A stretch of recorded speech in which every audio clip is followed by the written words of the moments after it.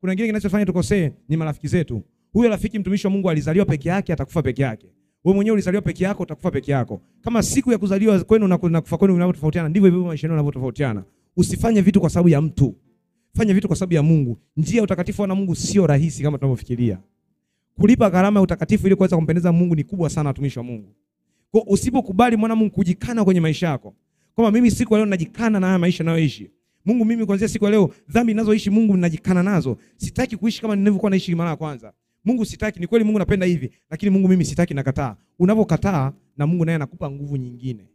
Yeye anaposema kama Mungu mimi siwezi, hautakuja kukaa kuweza kweli. Naomba mtumishi wa Mungu acha hayo madawa unavuta. Nimejaribu mtumishi, nimeshindwa. Umejaribu, umeshindwa, unasema umeshindwa. Huyo mtu anayesema amejaribu ameshindwa, siku anaokosa hela angalia anavyohangaika. Siku kama amepata msiba wa karibu, amefiwa na mamake au na babake, hawezi kuvuta hayo madawa. Hana hamu ya kuvuta hayo madawa. Wewe unasema umejaribu, umeshindwa. Siku unapotokea tatizo, hata hamu ya hayo madawa kune hamna. Ukiona njaa unapataka hamu ya kuzini. Unapataka hata nguvu za kuzini. Sasa umeshindwa.